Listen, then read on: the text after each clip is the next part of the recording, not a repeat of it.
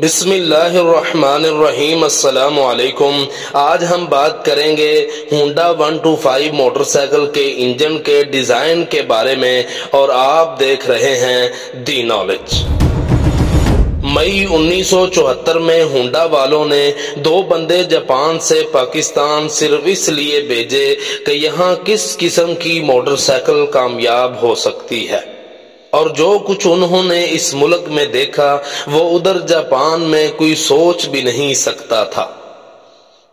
یہ ایک نارمل بات ہے کہ وہاں بچہ ٹینکی پہ بیٹھا ہو اور بیوی پچھلی سیٹ پہ، چوتھا بندہ بھی اپنی جگہ نکال لیتا ہے۔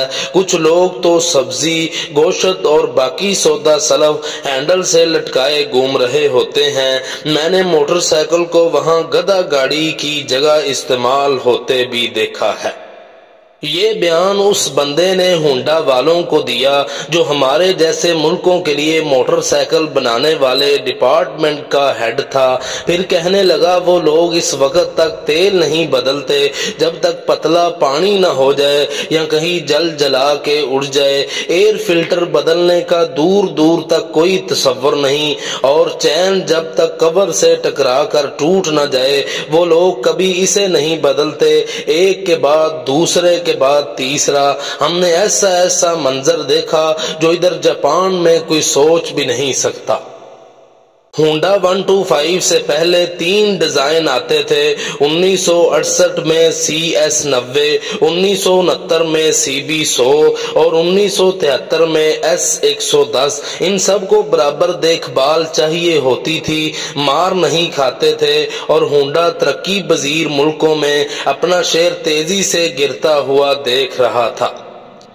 جب یہ صورتحال ریسرچ ہیڈ کو بتائی گئی تو انہوں نے فوراً کہا مجھے ایک گراف پیپر، کمپاس اور کچھ جیومیٹری والی چیزیں دو۔ صبح وہ بندہ ایک نئے انجن ڈیزائن کے ساتھ دفتر آ گیا۔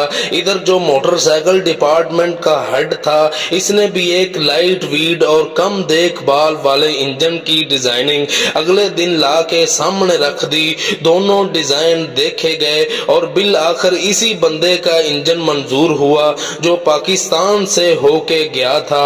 وہ OHV انجن تھا جو ہونڈا 125 میں آج تک چل رہا ہے۔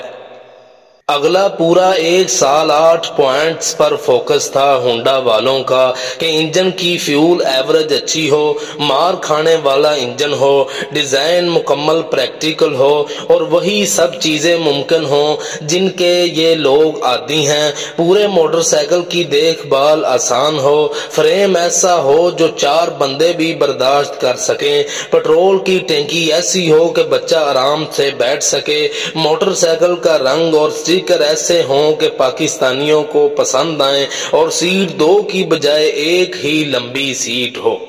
دسمبر 1974 میں انجن کی فائنل شکل سامنے آئی اور اسے جاپانی مستریوں کے سامنے رکھا گیا کہ اسے کھولیں اور دوبارہ بند کر دیں۔ پورا انجن کھولنے کے بعد آدھے گھنٹے میں بغیر کسی کے سکھائے وہ پورا انجن باندھ چکے تھے۔ یہ ایک اور نشانی تھی کہ انجن مارکیٹ والوں کو سمجھ آ جائے گا تو کامیاب ہو ہی جائے گا۔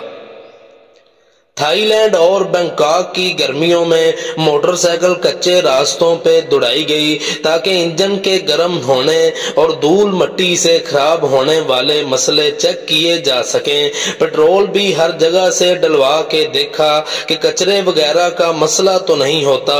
سب کچھ کرنے کے بعد 1975 میں ہونڈا CG 125 کو مارکیٹ میں پیش کر دیا گیا۔ 1992 میں ہونڈا 125 پاکستان میں بھی بننا شروع ہو گئی۔ یہ تھی آج کی معلومات۔ مزید اس طرح کی معلومات کے لیے ہمارا چینل لائک اور سبسکرائب کریں۔ جزاکم اللہ۔